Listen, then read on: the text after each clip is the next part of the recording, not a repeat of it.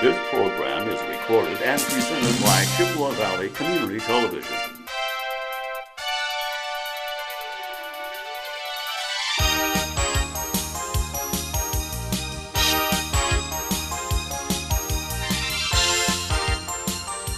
Welcome to From the Newsroom, a production of the Western Wisconsin Press Club and in cooperation with Chippewa Valley Community TV. I'm Henry Lippolod, Professor Emeritus of Communication and Journalism at the UWEC and a member of the Press Club. Well, in the past few days, people have taken to the streets after the death of Fidel Castro. They've been in the streets in Cuba and in southern Florida. It's too early to figure out what's going to happen in the future in Cuba, but it's not too late to look at a segment of what happened in Cuba. We're very pleased to have with us the Latin American Studies Program Director at the UWEC, Manuel Fernandez. And Manuel, you brought with you a magazine from 1965 that gives us a little peek into the inside of Cuba. Right. Let's hear about it. Okay. Thank you for the introduction. And as I mentioned in private communications between us, I also do not know the future of Cuba. But I think one of the issues that I frequently encounter when discussing Cuba is that really there's so much to bring in, so much backstory to bring in order to explain. For example, you did mention people in South Florida celebrating in the streets. You know, I mean, me myself, I understand the conception that this is celebrating death in a certain way, right? Which, you know, many of us share death as a common enemy, you know, something to triumph against, although we never will, but, you know, it's something that affects us all, right? And it's kind of odd to celebrate it, but really to get to understand why it is that celebrating death is in a way celebrating life in the Cuban context, because really what people are celebrating is not necessarily the death of someone, but the beginning of a hope of change and the hope for actually to beginning to live for very many people, whether over there or here. I mean, it's different interpretations of what life is and what it is to actually not be living or not be living the way one wants to live. And to get at that, it's very hard because it's different interpretations of reality and different histories. And to bridge that divide, right, that contributes then to misinterpretations of each other, that really takes a lot of unpacking of history, right? So that's why I brought this, because it's a way for me to begin to discuss a more theoretical approach to the discussion, right? So okay. Just to set this up, I will. It'll be a complicated discussion, but just to set it up, this is a comic strip from the La Revista Mella, which is named after the founder of the Communist Party in Cuba. It's a Communist Party magazine. This is from 1965. It was geared towards the youth of the day in the 1960s. And, you know, going back to the 1960s, if you might remember the 1960s, you had certain kinds of music. This makes reference to music. In the 1960s, the music that was preferred in Cuba was not necessarily American music, not necessarily jazz. If anybody here has ever seen the film Soy Cuba, I Am Cuba, it's a Soviet film made in the early 60s, very good cinematographically. But there's a scene which is set pre-revolution in the 1950s in which jazz music is used to convey decadence, basically, right? Because there's a scene in a nightclub and one of the girls is a prostitute, and the whole music around that is jazz music, right? So certain types of music were viewed negatively by the government in Cuba after the revolution, including rock music. Today you have a John Lennon statue in Havana, but in the 1960s, the Beatles were viewed as the music of the enemy. It was kind of like prohibited music. Cuban musicians who listened to them were viewed somewhat problematically in the 1960s in that era. So that's kind of give you a little bit of context here. To introduce this comic strip and to discuss issues around that time. So as I said, this is from a 1965 magazine published in Cuba, kind of geared towards young people. It's a magazine of the Communist Party in Cuba. in 1965. The title of it is Vida y Milagros de Florito Volandero, so Life and Miracles of Florito Volandero. The name Florito Volandero, and again, this is where we get into the divide, right? I mean, already I have to explain what this name means, whereas a Cuban person would immediately understand what we're talking about here.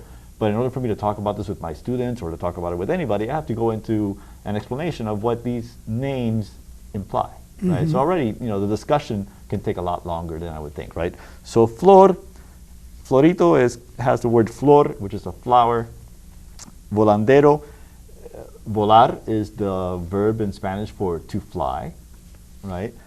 So already the name here is a little bit kind of like poetic, but it's making reference to kind of like feminine things and things that fly, which in Cuba, one of the terms that's used for somebody who is gay, and that's what this has to do with, historically, is mariposa, like a butterfly, right? A very light, airy kind of person.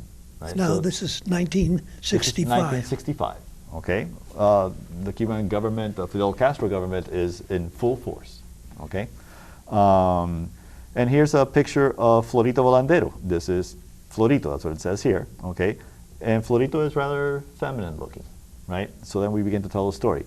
So here's Florito with his friend, and up here it says that he lived until recently very calmly, and he and his friends would listen to music that was sent to them by a friend of them, right, of theirs, right?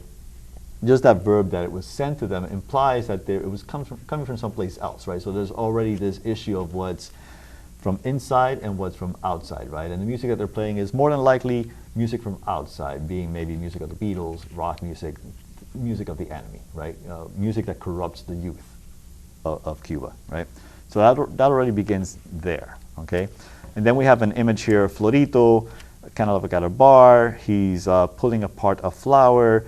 And it says here, when tedium and angustia, agony, would oppress his sensible soul, he would suffer. So it's this image of a kind of like poetic person, right? And that is an issue here, because really this has to do with what kind of person belongs in the revolution and what kind of person does not belong in the revolution, okay? And this is, again, to get you to the idea of why people feel that the revolution may not have been for them and why they might be celebrating the end of the person that instigated the revolution, okay? So now this next panel here, you have a number of people talking, right? Already, again, if you were a Cuban person, you would intuit that this is somebody with homosexual tendencies, okay, from the drawings and from the language that's used, okay? So here you have different people commenting on homosexuality, right? You have this very old man saying, that's as old as the world. The that there refers to homosexuality. This man here, who kind of represents the intellectual in Cuba, says that it's kind of critiquing those, especially possibly those in the revolution, who are critical of homosexuality. And what he's saying is, of course, because they have a more narrow mind and they're more dogmatic, they don't know how to deal with these issues, right? So he's critical of the people in the government per se, for example, who don't quite understand the nuances of humanity, right? This one is saying because we're more sensitive and emotional, that's why we're more artistic. So there's this connection here between art, homosexuality, and also that which is not quite permissible within the revolution. Florito, this character, writes a poem. It says here he wrote a poem for a certain magazine, and again, anybody of the title of the magazine given refers to a real magazine, which is actually a play on that word on the title of that magazine. Again, you would have to know this in order to be affected by it, right? Because that's one of the issues when we're discussing Cuba. If you're not affected by it, you don't care, and you think, why are these people celebrating? Okay, but if you were affected by it, then you see things from a different perspective, and that's what I'm trying to get at here. Okay, so this poem, it's dedicated to a machetero. A machetero is a person that cuts the sugar cane in Cuba using a machete, which is you might know what a machete is. It's like a long kind of like knife, and the machetero would be possibly a very strong person, because this is hard labor. Cutting sugarcane is very hard labor. So this poem is saying, oh, strong machetero, rude machetero, and then it's got these interjections here, oh, in a very sexual tone, right? I'm gonna read it for you in the way that it's probably meant to be read, again, by a Cuban who would understand this poem, not necessarily by somebody who doesn't know how to read it, but I'll read it to you so that you get the sense of what's being said. Machetero rudo, oh, machetero, oh. So there's this, this sexual nuance here, right, that you have to get, right? Again, the whole issue here is sexuality, okay?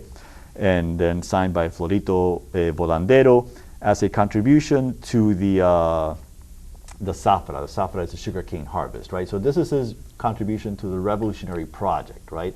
Which is completely not appropriate for what the government would want. What the government wants is somebody that can cut the sugarcane, that can do the work necessary to support the revolution, right? But he doesn't fit in that mold, okay? Next panel. It says here, and then it has to be taken into account that Florito was a good revolutionary within quotes, okay? So it's being questioned, right? And you have this image here of Florito, and you can tell that he has more curves, or the kinds of curves that are more associated with a feminine figure rather than a masculine figure. So again, there's this representation here of the main character as somebody who is more feminine, or afeminado, effeminate.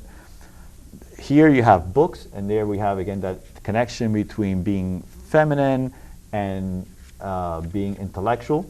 Okay, so you have these two connections here.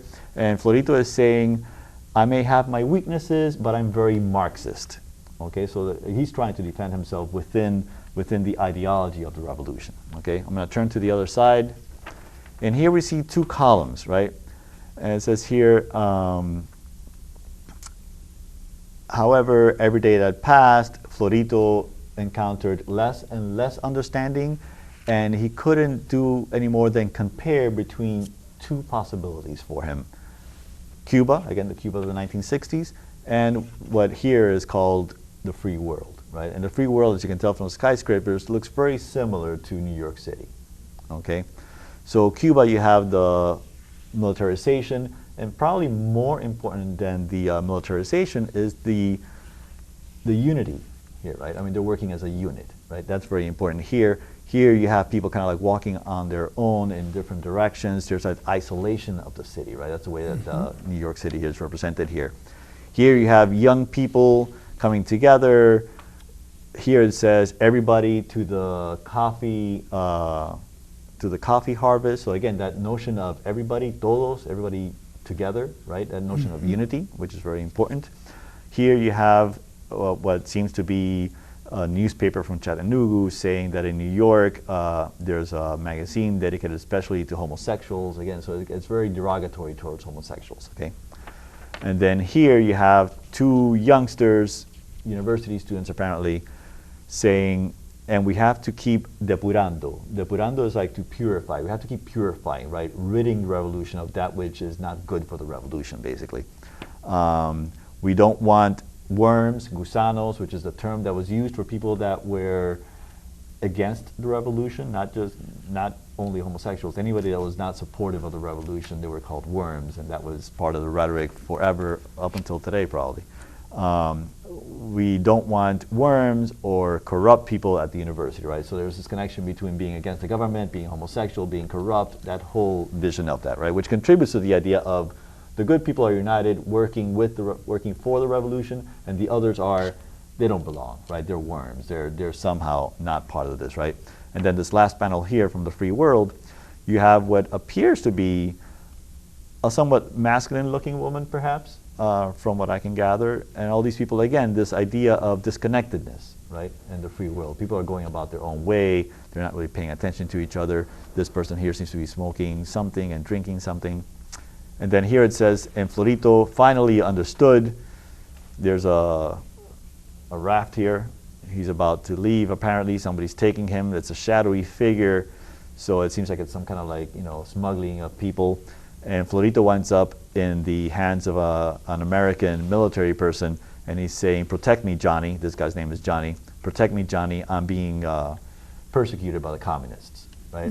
So what you have here is this whole idea, this connection here between and I'm not limiting this just to there was persecution of homosexuals in 1960s Cuba. There were internment camps made for homosexuals, ostensibly with the idea of re-educating them in order to make them into the kind of people that could help the revolution, not writing poems, but actually being people that could help the revolution more in the way that is described here, right? But that's not limited only to homosexuals. It's limited to anybody that didn't contribute to the revolution, that didn't feel like they could belong in the revolution, right? And that history, each decade has had its own particular demonization of particular groups.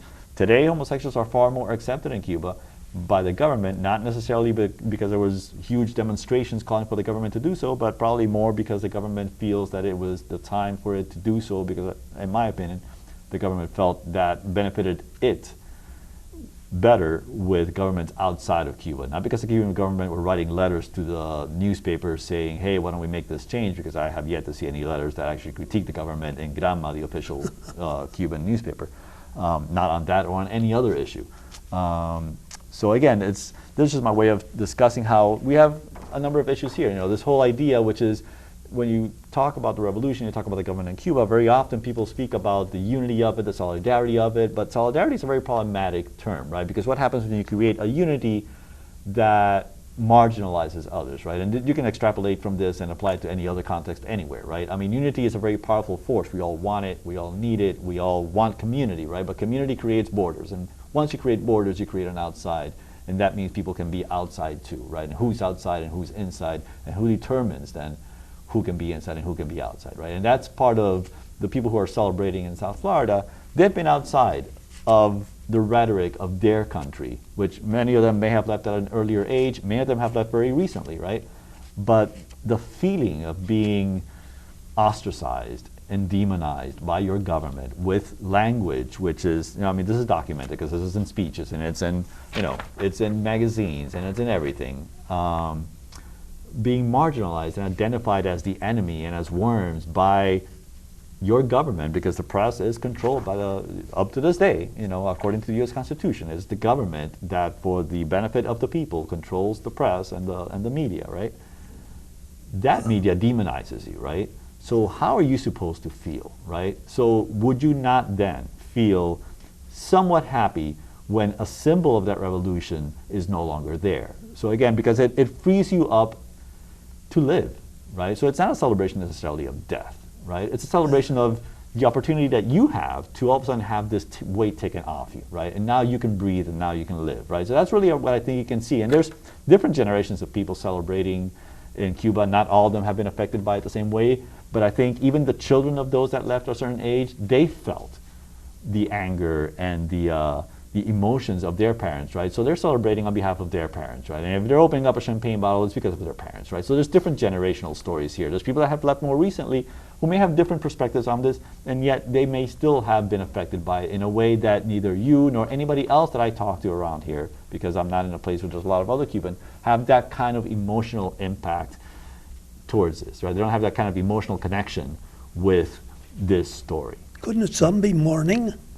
Huh? Couldn't some be mourning the death passing of the leader? Sure. There are people in Cuba who I'm sure are mourning. I mean, I'm sure there are people outside of Cuba who are mourning also. I mean, again, there are many different ways to react, I think, to death, right? And even when you're celebrating, you're mourning in a certain way, right? I mean, it is the end of an era also, right? So, and there may be people who actually, there are people who actually idolize Fidel Castro, and, there are many things you can say about what he did, whether it was right, whether it was wrong, the world has never been perfect, and there have been very many different ways to address the issues of the world, right? Not everybody agrees with what everybody else does, right? But for very many people, what was done in Cuba was not something that they agreed with, and many of them were affected very negatively by it, right? So, like again, what might be a real negative effect? Put in jail or? This is well documented. Fidel Castro in a 1965 interview, I think, with Lee Lockwood, there's a book. He admits to having 20,000 people, political prisoners, in jail in that interview. Yes, and there have been, again, throughout the decades, there have been much of this, but this is all well-known history, right? I think, 2003, there was the jailing of the 75 journalists, right, who worked independently in Cuba. So there have been different instances, right? I mean, I am not actually a defender of the Cuban Revolution or of Fidel Castro. I don't think I could be, not because I'm against Castro, but because I have certain liberal views that don't quite come into, I find them difficult I tend to be rather liberal. I see being liberal as having spaces for dialogue and for different opinions, and I find that a government that controls the media and in which one person speaks for 8 hours uninterruptedly to a whole group of people and there's no space for dialogue, I don't find it to be a liberal position. I find that to be rather actually ultra conservative and not open to other perspectives, and that's what I think the Cuban government has been for almost 60 years. Was he truly a brutal dictator, as people say? Okay, define brutal. What does brutal mean? Well, harm to the person. It could be mental. They could try to question you. I prefer not to use adjectives that have no grounding. Okay, but if I tell you that, and again, this is well-documented fact, if you have people that were executed at the beginning of the revolution, which is fact. Yes, right? We remember that. Right. If you have people, like I just said, if the person himself, right, Fidel Castro himself said in the 1960s in an interview that there were 20,000 political prisoners in the jails in Cuba, right? If you have, for example, I believe also in 2003, if I remember correctly, you had, I believe it was 4 young people who wanted to leave Cuba, and they commandeered una lancha, a ferry that went from one part of the Havana Harbor to the other side of the Havana Harbor. Nobody was killed in this, but the government at that time put them in a trial, and I believe within the space of 3 weeks, a number of them, I believe 3 or 4 of them, were tried and executed where nobody was hurt. Okay, they were trying to leave Cuba, but the rationale given by the government and by Fidel Castro in an interview later on is that this was to serve as an example to others so that they wouldn't try this because they were afraid that if this were to happen, then the U.S. would invade, right? Now, is that brutal? You tell me what brutal means, okay? I think that is brutal. Well, then that's your definition of it. No, it all depends on how you define it, right? But I prefer not to use the word brutal unless I give you something to back that up, right? And if you think that's brutal, then you think that's brutal. That's your definition of it. I prefer not to throw words around so much. I think we probably do. But now Now wait a minute. I have more to say though, because with regards to brutal, because those are the ones that you can point to, right? But you also mentioned something about living, right? So, because this is one of the things that's also very hard to convey. When there's a system in place that doesn't give you the degree of freedom to live your life for your purpose, right? But your life is commandeered for the purpose of another, right? For the glory of the revolution, right? So that you can say the revolution gave this to me, right? When your life is really just a cog in the wheel of the revolution, right? What happens then to you? Because that's a less perceptible kind of brutality, but it's there. In the same way that poverty is a brutality, that's also a brutality. And when I've been to Cuba, and you go to different places, right, and you see the looks on people's faces, and this is less true today, I think, because today, for better or worse, capitalism gives you incentive to do things, right? And there's a lot of problems with capitalism, I don't dispute that. But what you had in Cuba and in the Soviet Union, right, where you had complete control of the economy because the government was trying to do something, but you were just a cog in the wheel of the government's plan, your life is not really your own. And that, there's a certain expression that you get in the face, and you see it on the faces of people when they're walking around. Again, Cuba's a very hot climate, and people get worn down by that.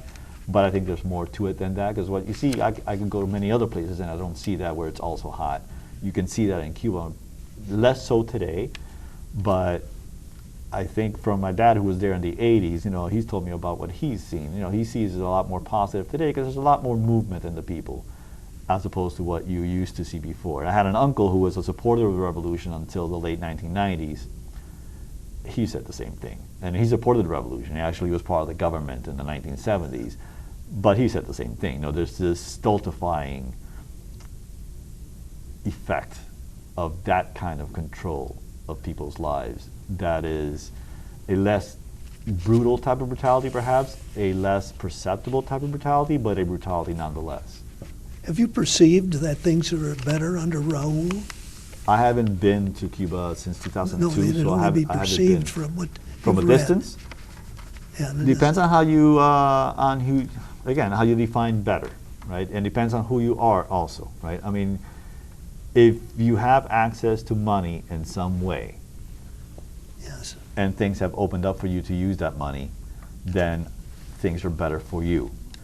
If you don't have access to money, then once you have people who have more access to money, including people who maybe get money sent to them from their relatives outside, or people who are part of the ruling elite, right, over there, who may be part of the military, right, or have been historically part of the military, and they may have the bigger houses where they can rent those houses out to people who are visiting from outside, so they get income in dollars or in a currency that has more value than the Cuban peso. You know, if you have different ways of getting money, then that aperture of the past few years is benefiting you. But if what you see is that those who have money have more and you don't have access to that and you have less, then your perception might be different, right? So it all depends on who you're talking to. Again, so better for whom, I think, is a better question to ask. Well, we understand that just living day to day is somewhat difficult. Getting food, getting transportation, those sorts of... I believe the transportation has improved. It's no longer the camellos, the camels that they used to have, which were like these long kind of like trucks with a hump in the middle, which is where they were called camels. They now have Chinese buses, and I think that works better. So I think that has improved. But are there still the old jalopies going around the streets? They were there in 2002 when I went. They're still there from everything that I've seen. You know, they're part of the tourism of Cuba now, right? So they have, you know, it's if you can get access to that and fix it up with however you can fix it up so that it works, it can become a moneymaker for you, because when people from here go over there, people from here go over there and they say they want to go before it has changed. Now, mind you, I was in Spain before Franco died, Francisco Franco in Spain.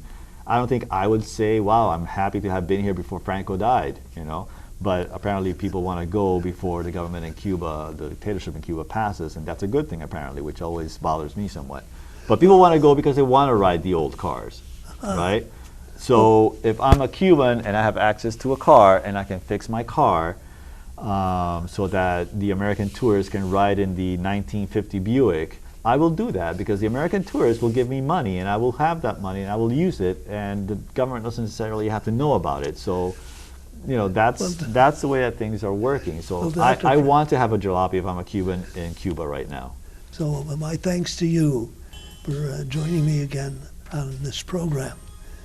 Thank you. Dr. Fernandez is director of the Latin American Studies program at the University of Wisconsin-Eau Claire, and I'm Henry Lippolod. Thanks for watching. This program was recorded and presented by Chippewa Valley Community Television.